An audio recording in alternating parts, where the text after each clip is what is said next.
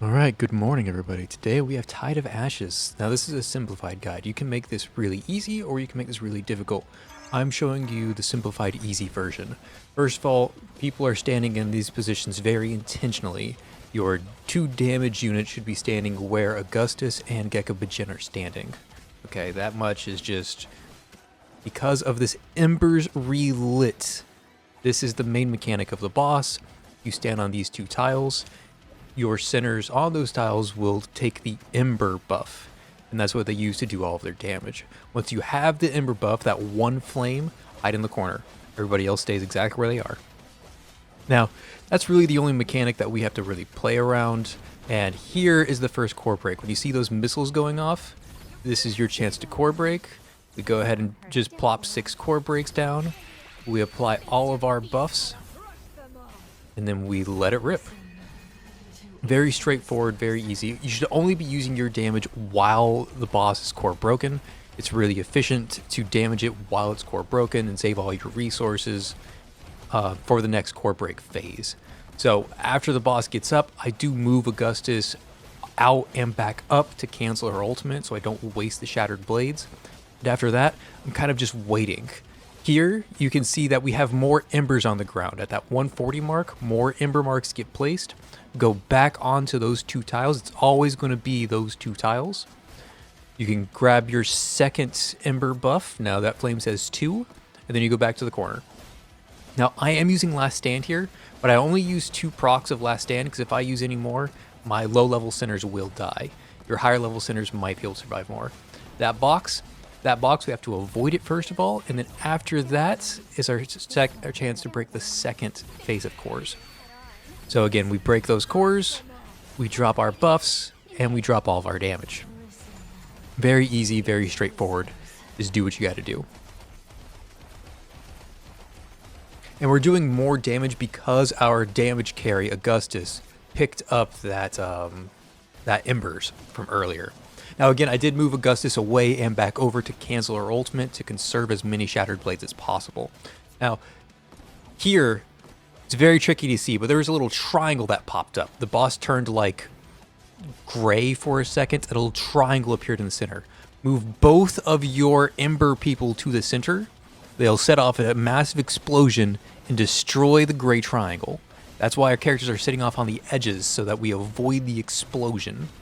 And here we have those rockets again, and we just go ahead and know that that's our core break phase. We core break the boss, and we do that same motion where we just apply all of our buffs and do damage to the boss. And with this, this is not a maximized strategy. This is just like, again, the simple way to clear Tide of Ashes.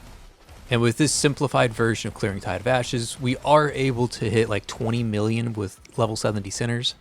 Like, this strategy does work. It plays around all the major mechanics, and it's going to be more than enough for your guildmates to be happy with you. You might even be leading the charts of your guild, unless your guild is like, you know, super hyper focused on shield stacking and things like this. This is a phenomenal score, 22 million almost, with level 70s and a very, very, very basic, simplified version of this guide. Now, if you are a brand new player, and you like started playing at the anniversary, you started playing with Augustus, and you don't have very many options, this next clear is specifically for you guys. And I'm showing you guys that this strategy does work no matter what centers you have or what you're using. Now, there are 2 things that you're going to need. Well, I guess 3. The first thing is you need to break 6 cores. So I'm bringing Che and Gekabajin. Che can break 2 cores, Gekabajin can break 4 cores. Second thing you need is a healer.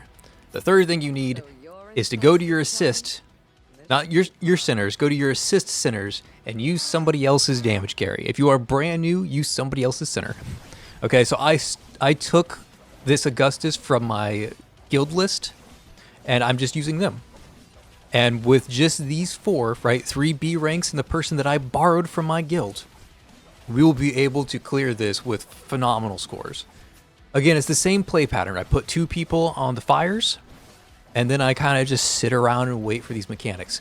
Now let's go ahead and look for those mechanics again. We see the explosions. This lets us know that it's our time to core break. So we go ahead and break all those cores. And I only use one last stand at the start here because, again, I'm using level 70s. These are B ranks. They will die if I use more last stands. So I just sit on the last stands until the very, very end of the fight. If your centers are even lower level than level 70, you might not want to use a single last stand until the very end of the fight. Just keep that in mind, all right? The higher level your centers are, the more last stands you can use early. Now here's the second Embers, again, right around that 140 mark. You want to jump back onto those Embers. It's always going to be in the same spot. It's always on those first 2 tiles the first time. It's always on those same 2 tiles the second time. And now we see the box. We dodge the box. And then we core break. As soon as that box disappears, we core break.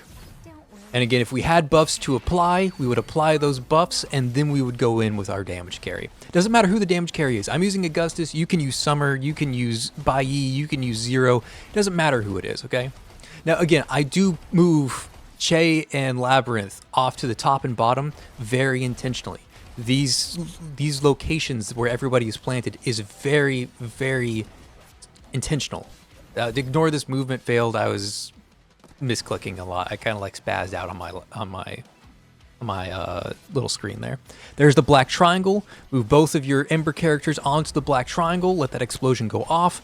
Everybody stays nice and safe. You just move them there, move them right back. That's all you got to do. And as we go into this final core break, there's the missiles. Unfortunately, our healer falls, but it doesn't matter. Her job is done. We get to the final core break phase. We can use all of those empowers, and we can just let our borrowed DPS carry do the work for us. Again, this is just 3 B ranks. You can optimize this a ton. Bring as many synergies as you want, but all you need are 3 and an assist. And with just 3 and an assist, we are able to hit 5 million. So if anybody in your guild is doing less than 5 million, they didn't watch my video. Okay, that's all I'm saying. That's all I'm saying. 3 B ranks and an assist, and it's 5 million. So, like, just if you see somebody in your guild who's not hitting 5 million, share this video with them. Let them know it's possible. All right? All right? And then this last clear that I have, I just want to show that this strategy does work with all characters. It works with all teams. It works with all centers. Even though I did show Augustus for the first 2, it works with Bleed, it works with Arcane Crit, it works with Reforged Summons, it works with Umber Core, it works with the new Hela, it works with Weak Spot, it works with Burn. It's the same idea, right? You just make sure that your damage carries are on the starting 2 tiles where Dre and Pepper are. Now, Pepper's not my damage carry, right? But it doesn't matter. Dre is the one who does matter. So I really only care about Drea. So she's going to stand there so that she can eat that fire at the start. There's that Embers relit. You can see the cast bar right above the boss's health bar. And then as soon as that cast bar disappears, we will have 1 stack of fire. So we move back into the back row, and we let the fight play out. Next thing that's going to happen, the boss is going to shoot missiles. And that is our moment to core break. There's the missiles. So I slow the game down so I can start core breaking. And I get to work core breaking. Again, I'm showing Bleed. You can be using Arcane Crit or Burn or Weak Spot or whatever it is that you want to use, right? It doesn't matter what you use. What matters is the strategy, right? You can do it with B ranks. You can do it with fully forged teams. You can do it with your favorite meme team. Doesn't matter as long as you can break enough cores and have a healer. But again, we break those cores, we drop all of our buffs, and then we use our damage carry. That's all you got to do. Now we are waiting for the next set of Embers at 140. Those are going to appear. And you can even pre-move there if you want to. Like here, I even pre-moved here, right? Right at 140, go there and then hop back, right? You can pre-move it if you want to. Just be ready for that. Now we see the box. We dodge out of the box. And we get ready to core break. That box is our signal to core break.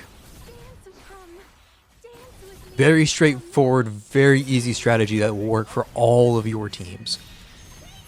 Now, with my full-fledged team, with my full-fledged Augustus team, where I'm like min-maxing and I'm not using Che and Gekabajin, I was able to hit 30 million. So, you know, keep that in mind. Also keep in mind that the Tide of Ashes, oh, here's that gray smoke, and there's that triangle. Move both characters to the center and move them right back. Destroy the triangle. The Apostle of Ashes does have 4 phases, 4 forms.